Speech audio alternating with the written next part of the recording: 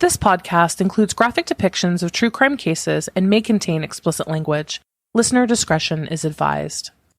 Hey, this is Robin. This is Jackie. And this is Amanda. And you are listening to We Saw the Devil, a podcast dedicated to horror, true crime, and all things macabre. If you want to follow us between shows, don't forget to check us out online. You can go to our website at www.wesawthedevil.com. You can follow us on Instagram at We Saw the Devil Podcast or on Twitter at We Saw the Devil. And if you want to follow specific co-hosts' social media, you can find the links to those on our website as well.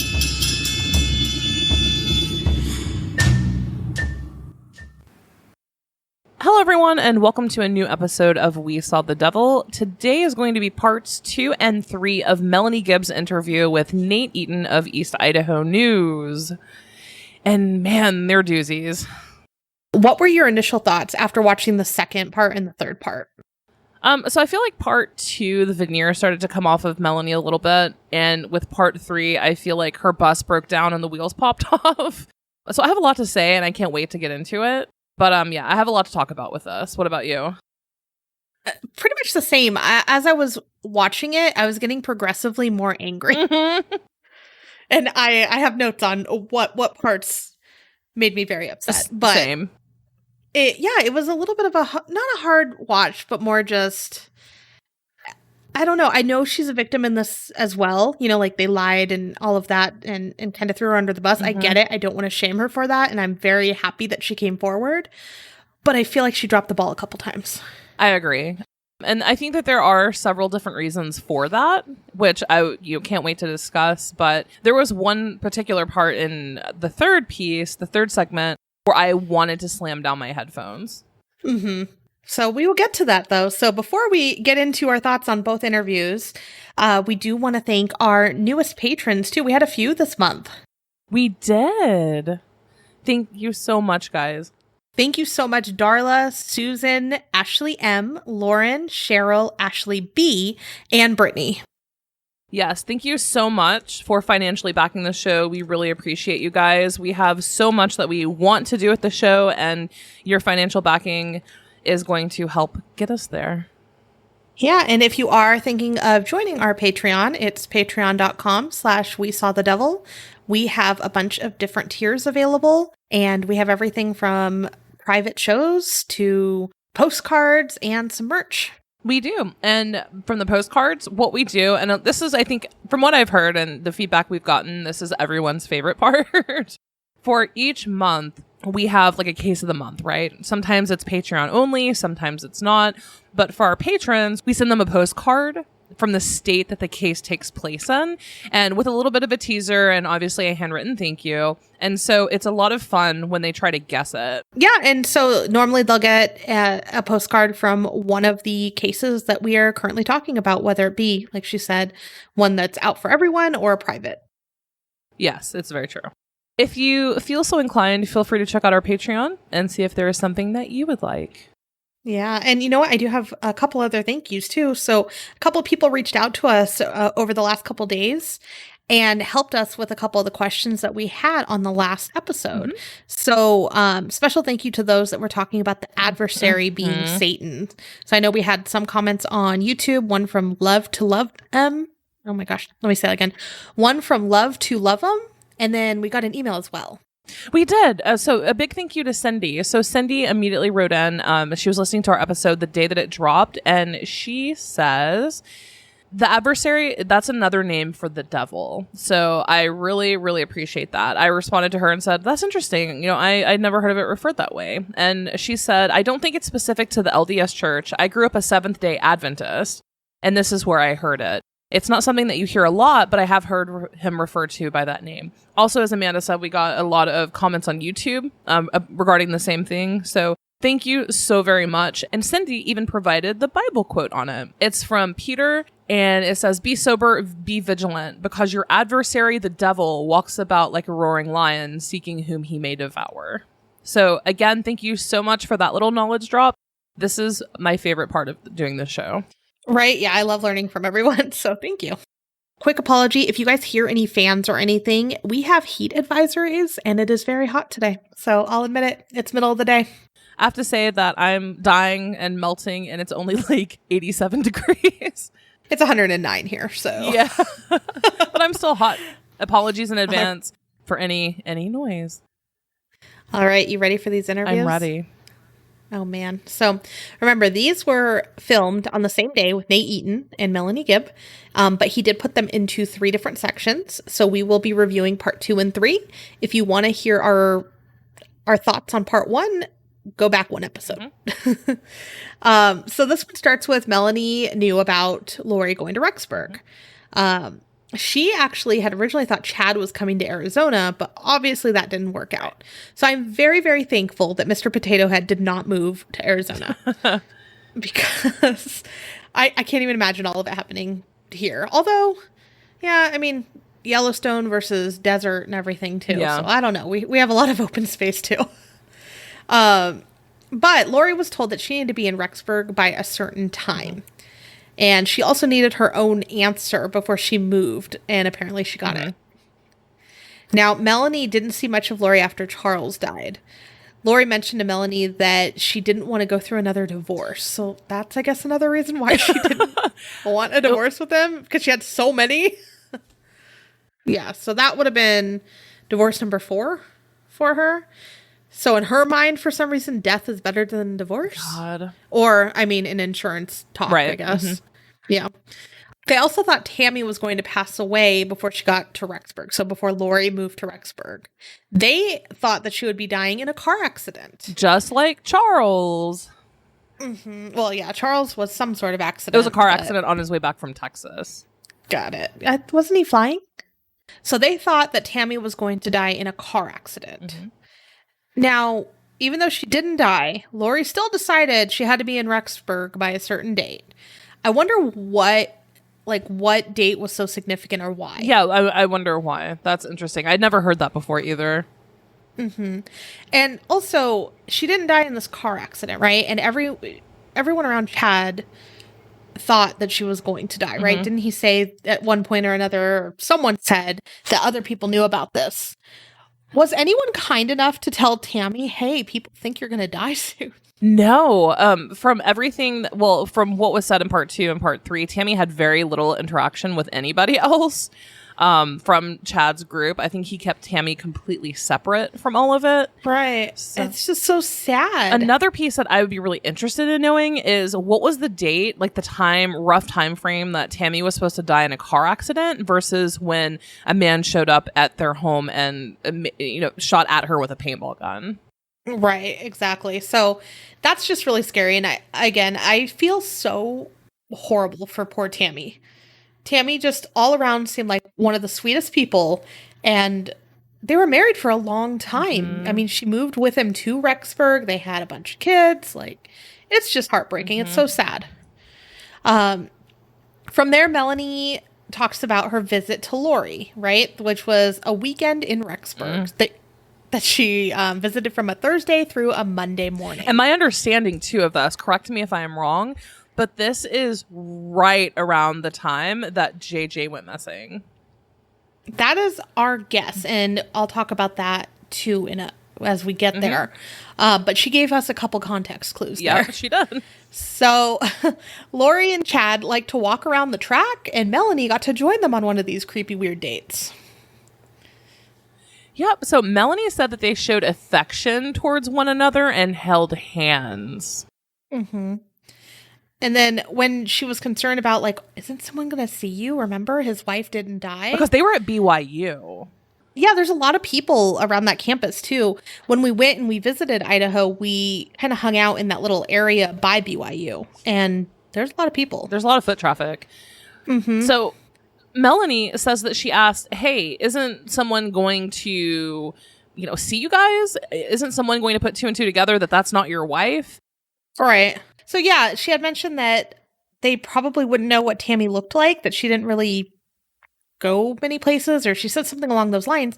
And my thought was she attended church. When we had interviewed some people in Rexburg, they even said she went to the Relief Society. like the meetings for it. So I don't know how they wouldn't know what she looked like. That's weird to me. Well, Tammy had nothing to do with any of it. So, I mean, but towns are so small, and that, you know, if Tammy and Chad went to church together, someone somewhere would have seen him and Lori. Statistically, it was probable. One thing that I learned when I did visit Rexburg, when we did one of our interviews, is some of the neighbors around the area, not necessarily near BYU, but around Chad, or around their church, had said that Tammy was just at a Relief Society activity shortly before she died.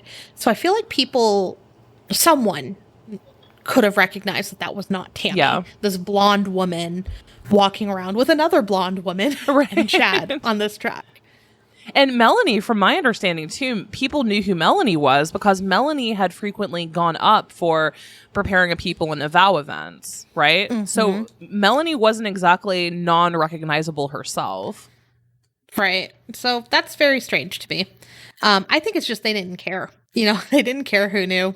And we'll find out shortly why for that too. Mm-hmm. So Melanie also said that Chad seemed reserved and didn't always come across as confident. I wonder why. Well, I feel like he was just trying to play her. Like he was trying to come across as non-threatening so that she wouldn't, like, you know, talk to Lori, her friend, and go, hey, he's kind of sketch.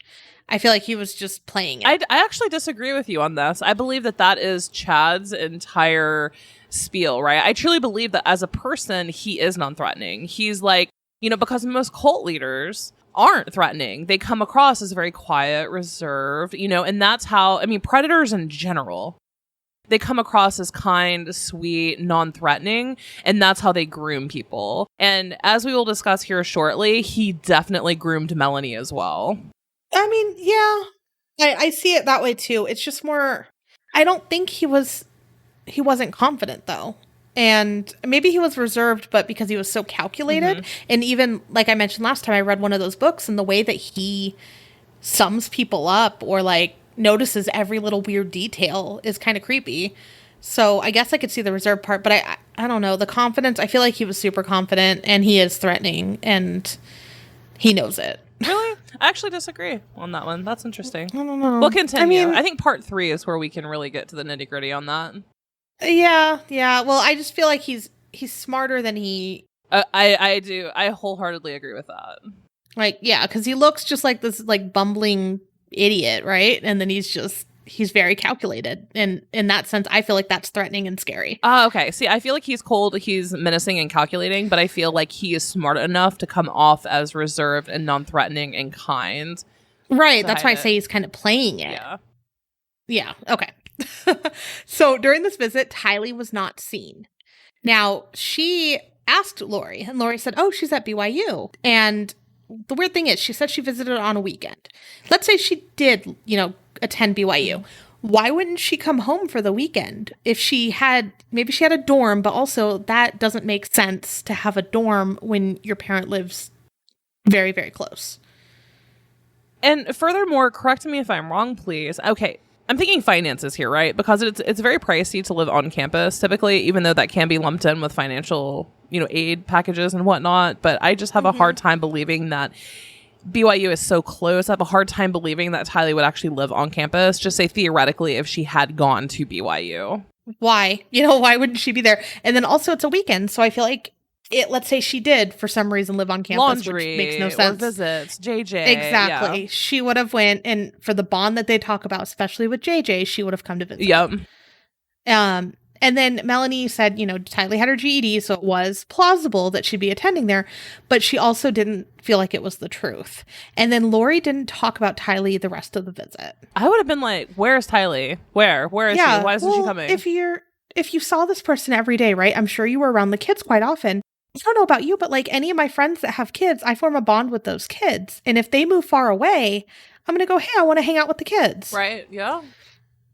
And the way that Melanie comes across is that she's so loving, and, you know, how she says later that she's not hateful or anything like that. I feel like if she's so loving too, she would have wanted that connection with the kids too. That's just my guess. Maybe she doesn't really care for kids. I don't know. So anyways, JJ was present during this visit. Now, when they did their weird walk around the track, Alex watched him. And I don't that's just like a weird connection to me, Alex watching a child. I don't know why. I just think that because he's accused of doing so many heinous things that it's really hard to place him as any sort of caretaking personality. That's probably it. Yeah, I just don't see him hanging with kids. But when Melanie arrived, Lori mentioned that JJ had turned into a zombie the day before. She pointed out behaviors and was like trying to convince almost Melanie that he was different. Lori pretty much created doubt with Melanie. And Melanie said his behavior seemed kind of the same as he had before, like as she had witnessed it back in Arizona. But the way that Melanie discusses this, okay, this was my first like what the feezy Melanie Gibb, because she handled it so gingerly, right, in the interview, but you could tell that she like believed it. Like she was like, I don't know, JJ, he seems normal to me. Any sane person would have been like, I'm calling CPS. Well, this is where I started getting upset with her, is because she knows very well last time they said Charles was a zombie and look what happened to Charles, right? And let's say had they not said that he was a zombie, let's just say that same situation that they painted had occurred, but no one thought of him as a zombie. I don't know if Alex would have shot him. You know, like Alex may not have. Maybe he would have showed restraint. I don't know. So once they labeled it a zombie, that's a threat. That's something we need to get rid of. So her labeling her own son as a zombie means that same thing. This is a threat. We need to get rid of the zombie. So as her BFF, she should have been like, all right, well, kids aren't zombies. You know, we need to save this kid. And again, it's hard to put yourself in someone else's shoes in a weird, creepy, crazy situation. But every time I try to place myself in her shoes or, you know, put it in my own life, like if my friend or my best friend did something like that, I feel like I probably would have been crazy and taken the kid. But see, here's the thing, is that Melanie didn't, because she buys into it. She bought into it. So I feel like that was the first moment where Melanie let the veil slip of how much she actually bought into Chad's quote unquote truth and beliefs. Because any normal human being would have put 1 + 1 and 2 + 2 and A + B together and been like, oh crap, JJ is in grave danger. Exactly. And that's what makes me so sad, is that she just stayed for this weekend and left. And I feel like I would have never left. I would have guarded the kid. And now this is another scary part, right? This is, if I'm right, and this is, she never mentions the dates. I wish he would have asked what dates did this occur on, but I feel like this falls in line with the babysitter story. So I pulled, again, the babysitter notes about what they had witnessed, and I pulled it this time from Fox 13. They have a whole document of the nanny statement. The babysitter arrived, and she said, I walked inside. She mentioned she was waiting for her brother to come and leave with her to the airport. She says they were going to Idaho Falls Airport, which is the closest airport. Now, when Lori returned, remember, JJ was throwing kind of like a tantrum, which sounds like it was kind of normal, unfortunately, for everyone, honestly. Take that. That's mean. Sounds like that occurred occasionally, so understandable. But she says shortly after his freak out, his mom, her brother, and their friend walked in from the garage.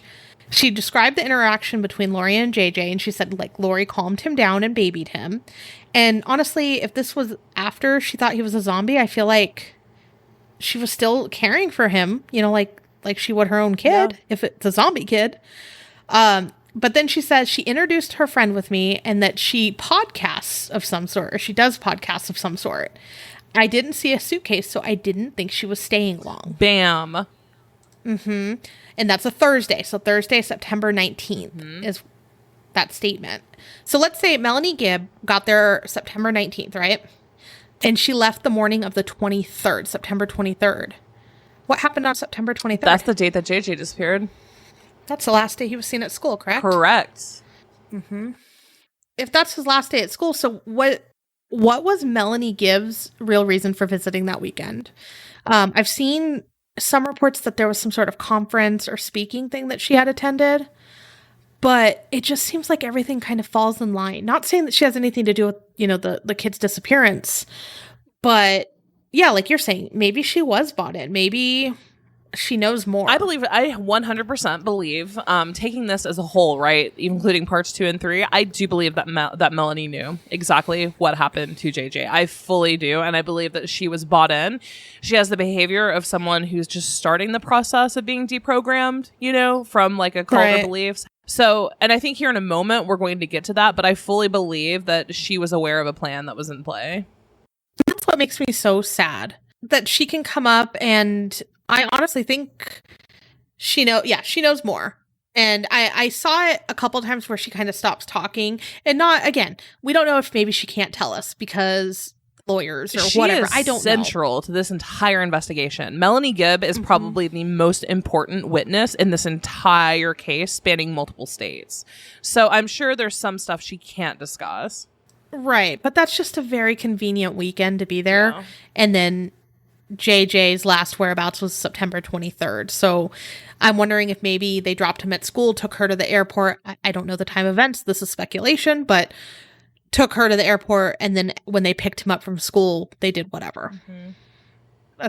That hurts my heart so much. So they talk about zombies. All right. So this is where they kind of get into the zombie specifics, I should say. So Charles was the first zombie Melanie heard about. Chad had called Lori to tell her Charles was no longer Charles. Melanie was actually with her when she received this call. He was now Ned Snyder. And before, in a lot of the documents, I thought it was Nick Schneider. But now it sounded, I don't see her typing it out, but it sounds like she says Ned Snyder in this. So I don't know who's right or which possession zombie demon thing was happening, but it's Ned or Nick. Yeah. Now, Melanie said Lori was blown out by it and was uncomfortable. And Melanie thought the whole thing was just unusual. Just so weird. Just lightly weird. Yeah. And I'm like, just unusual. This is where I don't fully agree that she wasn't completely brainwashed, because the average person would call their BS and be like, well, that's nonsense.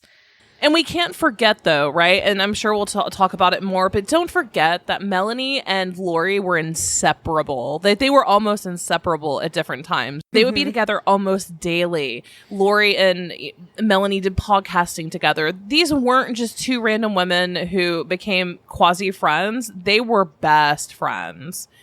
Right. So she bought in. Melanie Gibb bought into all of this.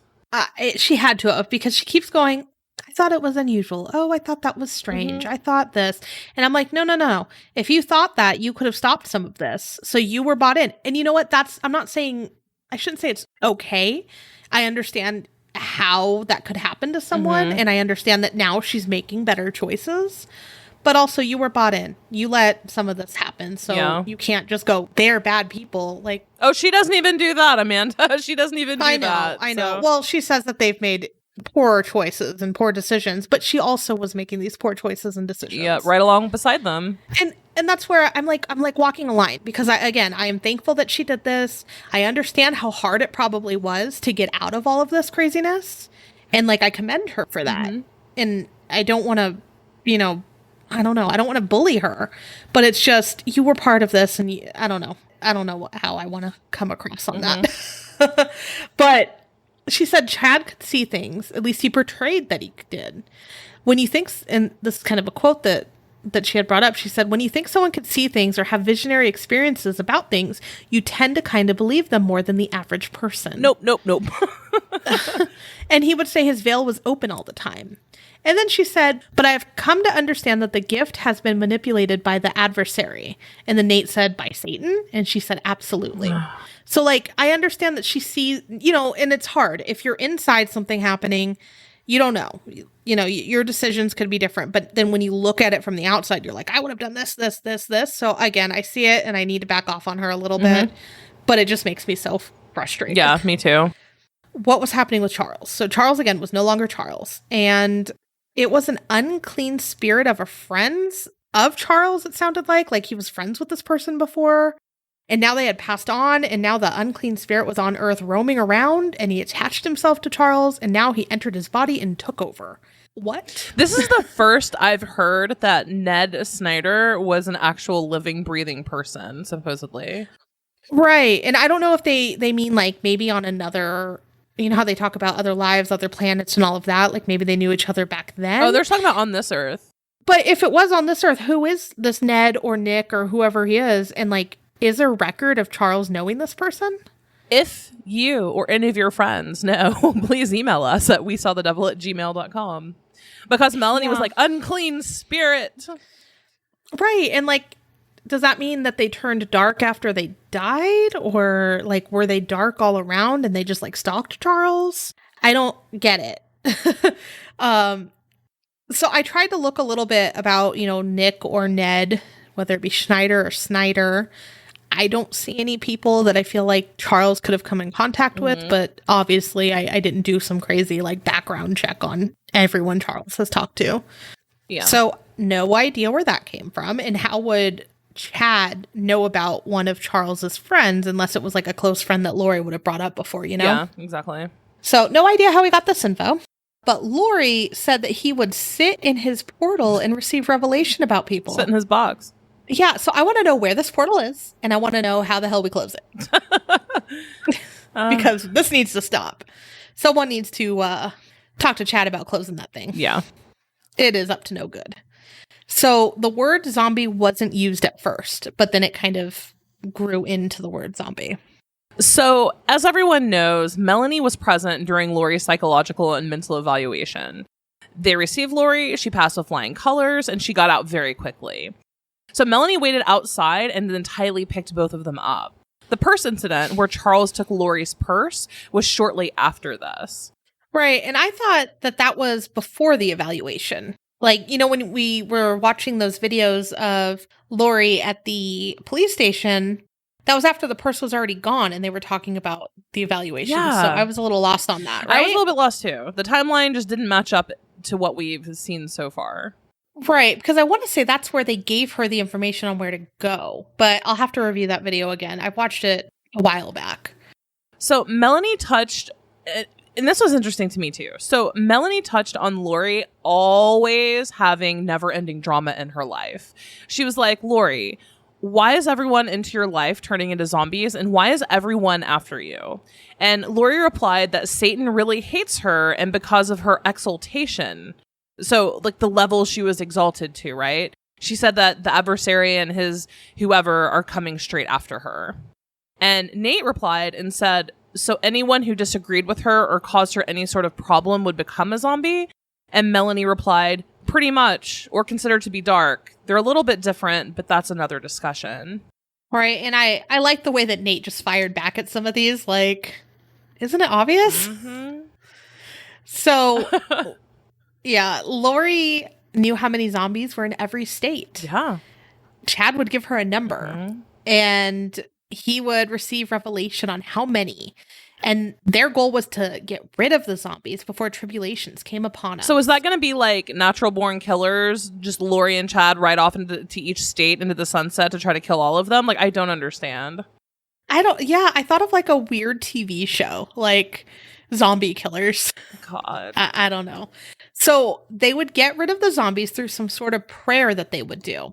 They believed it was effective because they would go back and check the portal and see how many died. And all I kept thinking was, what kind of evil queen magic mirror BS is this? We're saying that they allegedly killed the children. There's still no evidence of this, right? Like, right. But why couldn't Tylee and JJ have received prayer? Well, I guess this prayer killed them, though, right? The way that she discussed it is this prayer would kill the zombies. They'd go back, talk to their magic portal, and their portal would say, yep, you killed 10,000 of them, or, you know, however many of them. God. They literally both laughed at this. Like, it is so laughable now. But again, why, if this is so laughable, why didn't you call authorities then? Right. And especially if your friend is claiming that this weird magic prayer is killing people, or claiming that it's killing people, or I guess zombies in this case. Like, I'd also love to know the justification behind, because wouldn't you think, right? Say Chad picked New York. I killed 10,000 zombies in New York today. Like, don't you think that they would recognize that would probably make actual news if people were dying at that rate? I mean, maybe they thought it was all the car accidents that happened in New York on a particular day, those were all the zombies that died. Yeah, that's true too. I don't know what they thought their prayer did. And remember, they thought that Tammy was going to die in a weird car accident. They thought Charles was going to die in another way. Yeah. Like, just that there were so many different deaths, and maybe it was due to their magic prayer. Maybe. Like, maybe they were, I don't know. I'm sure that Chad had Who knows? some sort of reasoning behind that to try to prove his case. But imagine talking to your best friend and she's like, yep, we said a prayer and so many people died in whatever state our portal told us. Again, she was bought in. As much as she says that she questioned it, no, I don't believe that at Agreed. all. So Lori received revelation that Charles was supposed to die in an accident on his way home from Texas. Clearly, he didn't. When Melanie asked why he didn't die in another part, who asks that? Who asks, hey, you said he was going to die. Why didn't he die? Again, you were bought in. She didn't seem to know, so she asked Chad. And Chad said the accident that was supposed to happen didn't happen because of people's choices. And then Melanie was talking about how when things didn't go according to plan, it was because of agency and it would change. And it's because people changed their agency. Is that the dark and light? Like, people are making poor choices and becoming dark? Yeah, I mean, if Chad had visions, right? People have agency. You and I have agency. People have their own agency. So, right. Wouldn't it make sense that you can't predict every single thing that a person is going to do because of their agency?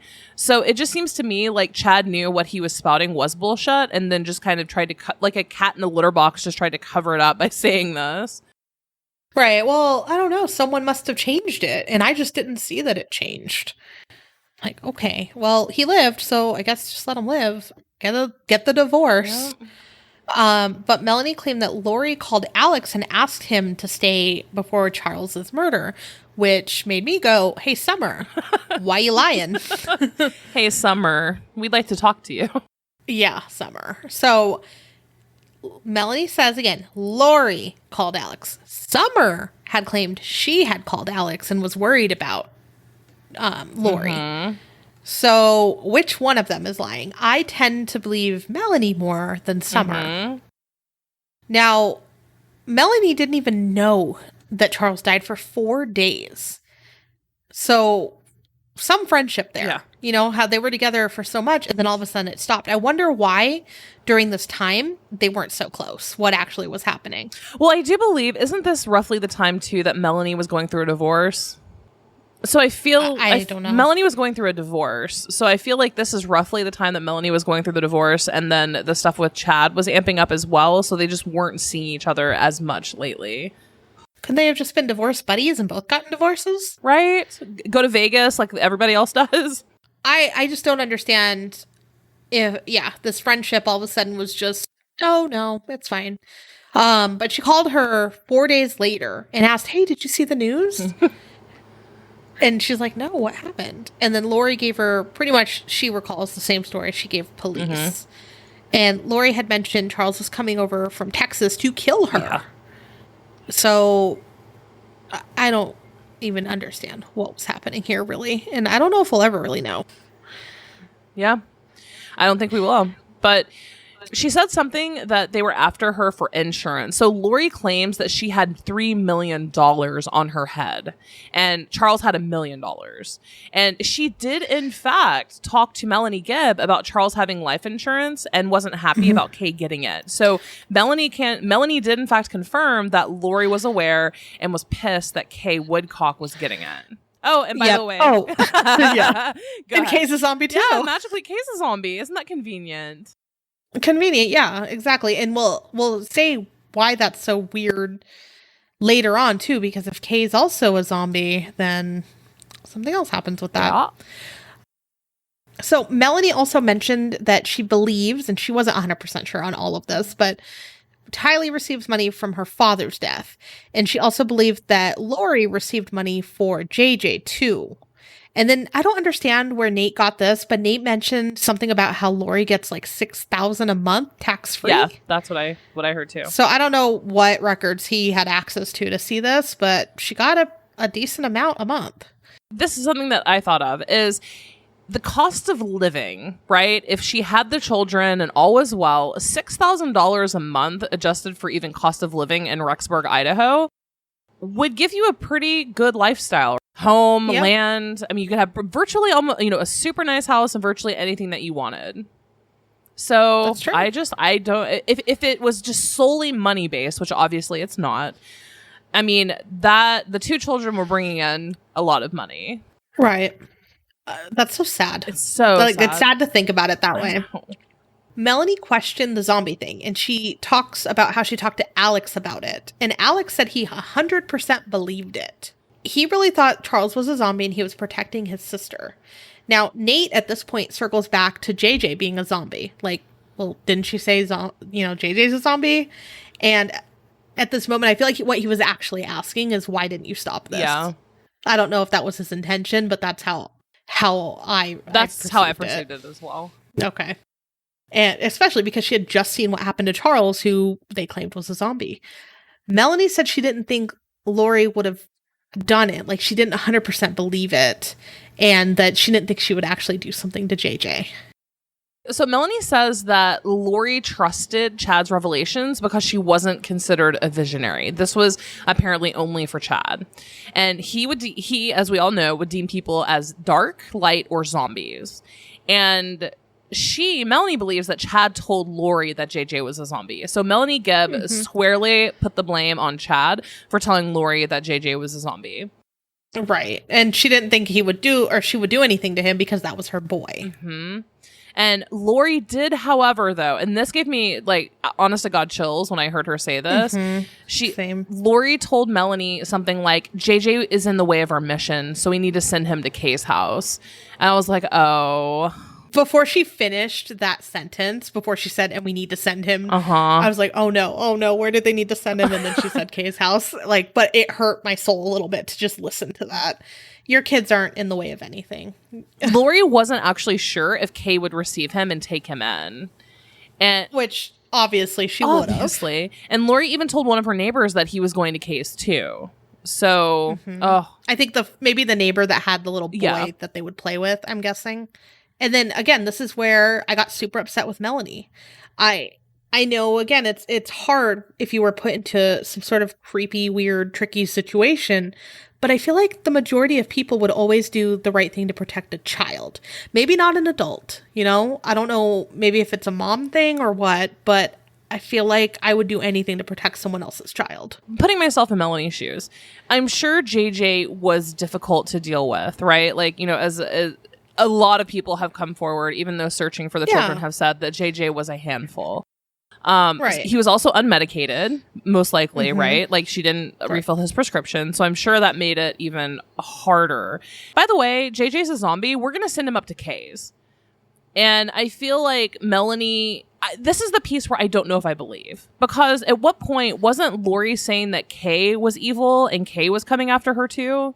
Right. So this piece does not make sense. And I feel like my antenna went off when she said this. And I'm like, Melanie, this is bullshit. Because up until this point, Lori had been saying that Kay was coming after her. Right. Well, yeah. That, and then also, remember before, she said, Kay is a zombie. So my thought was, okay, maybe she's just lumping the zombies together and they can live their zombie lives until they say this magic prayer that kills them.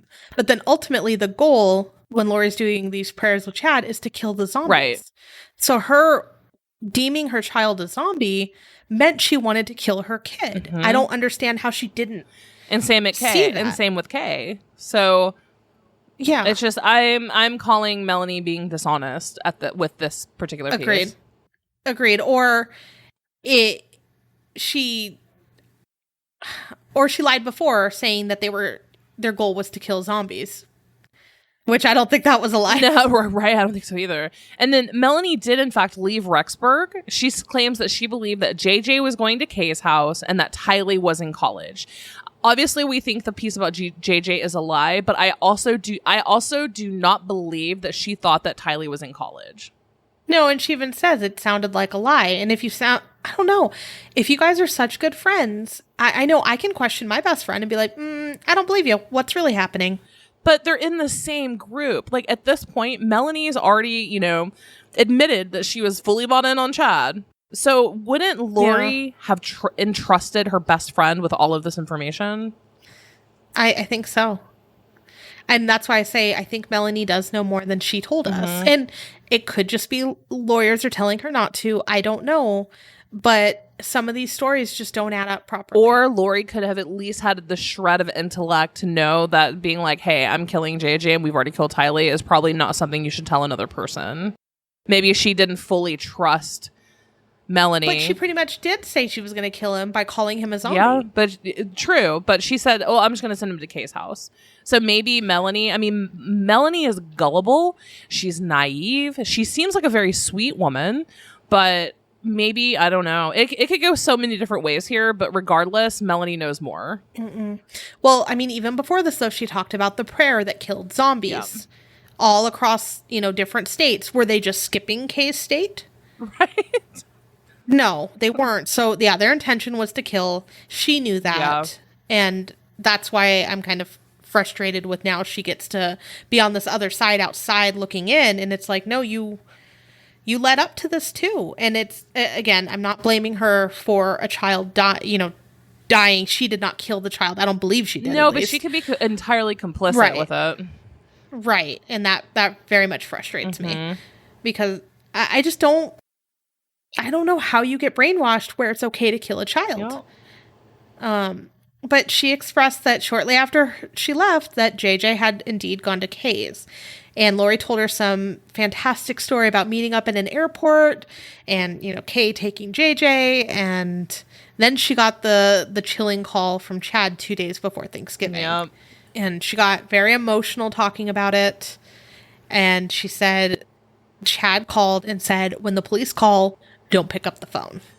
Yeah. And she said that she was just so confused. Her heart dropped. Chad told her that the police were at Lori's house checking on JJ. She replied, JJ's not with Kay? And Chad said no.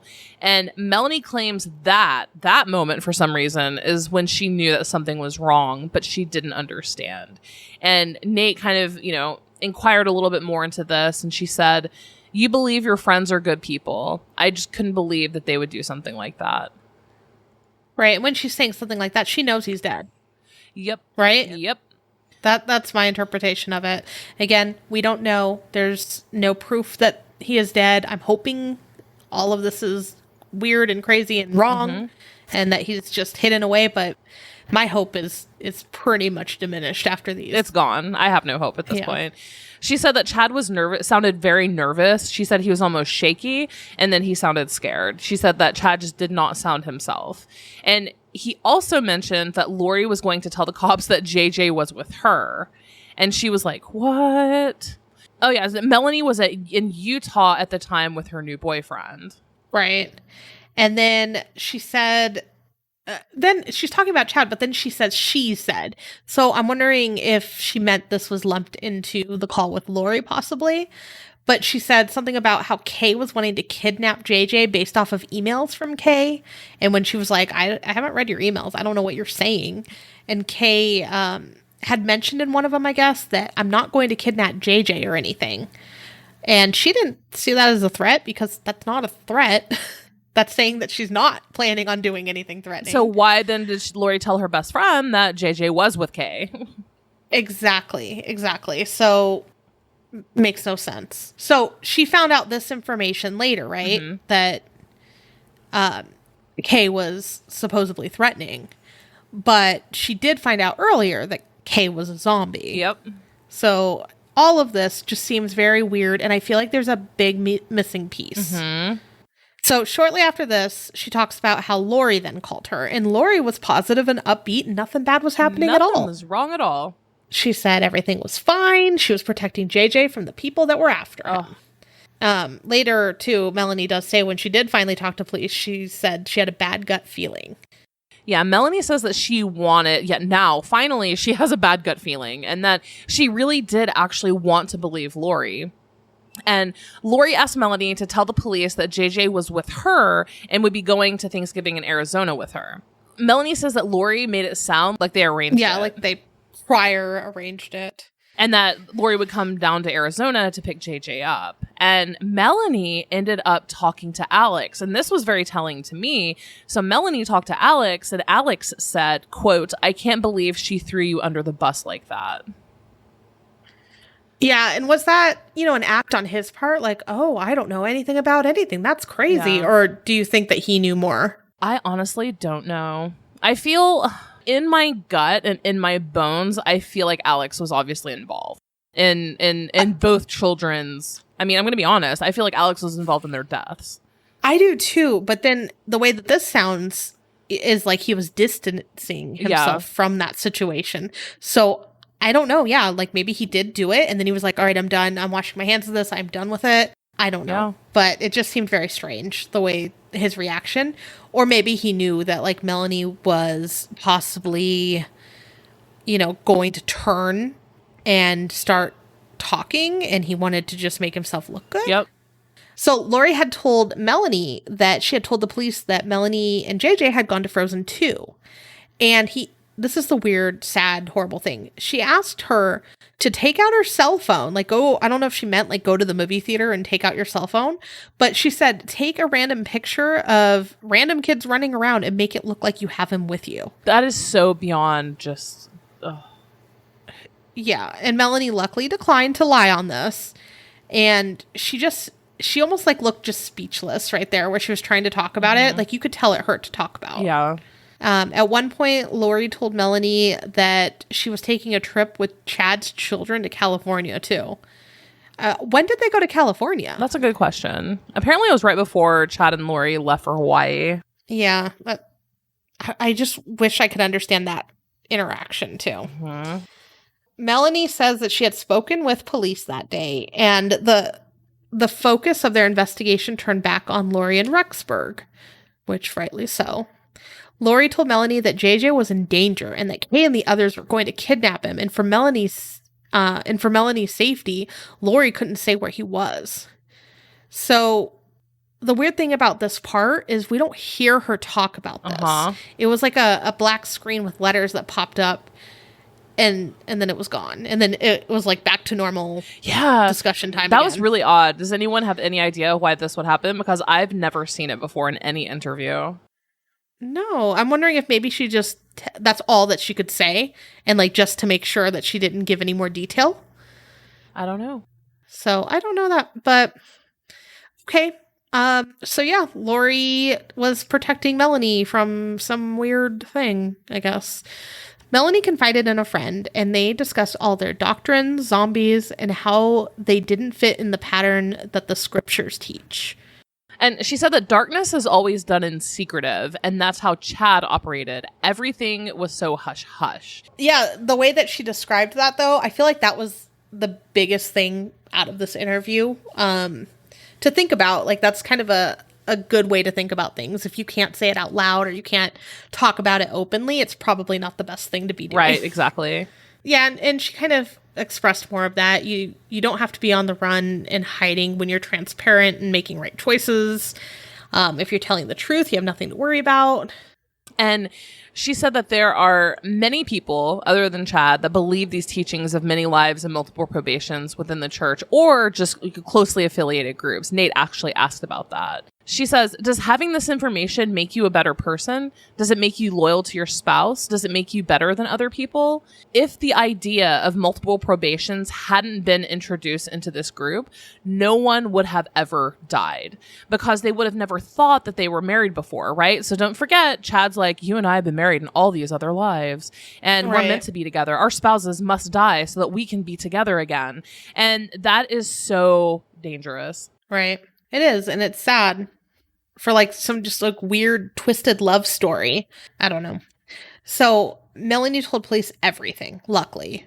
And this was all back in December. So she wanted to make that a point that she said all of this back in December because I guess people might be thinking that she's reading the news and reading all these other things that are coming out, and that's where she's getting it from. But she claims, nope, this happened in December before all of that was released.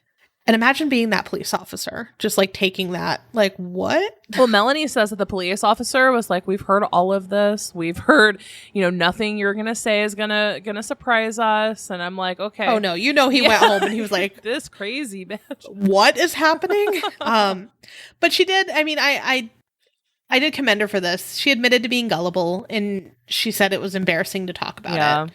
And I'm sure that's so hard, because if you put yourself in her shoes, like, imagine having to tell the story now because you also made bad choices and you're having to admit that. Mm-hmm. I can't imagine. I mean, putting myself in her shoes, I cannot imagine what it was like for her to sit down knowing that this is going to be seen internationally.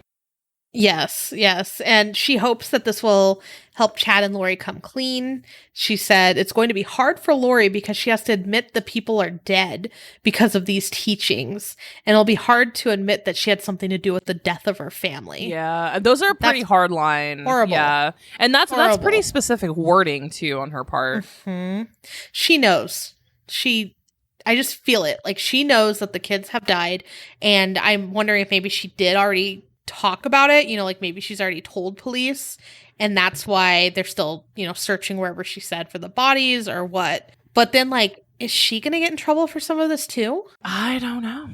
That remains to be seen. I'm assuming that she probably, if she's fully cooperating with police, I'm gonna go ahead and assume that she'll be granted immunity. Interesting.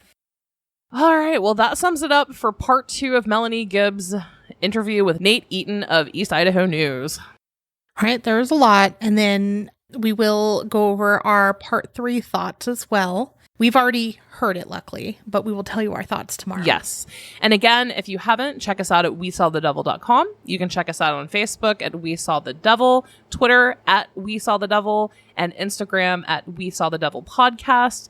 And check out our Patreon to see if there's a tier that's just right for you. Mm-hmm. I would love to send you a postcard. Yes, she would. She loves handwriting them. I actually do. It's kind of fun. Yeah. So that's it, guys. Again, thanks so much for listening. Until next crime.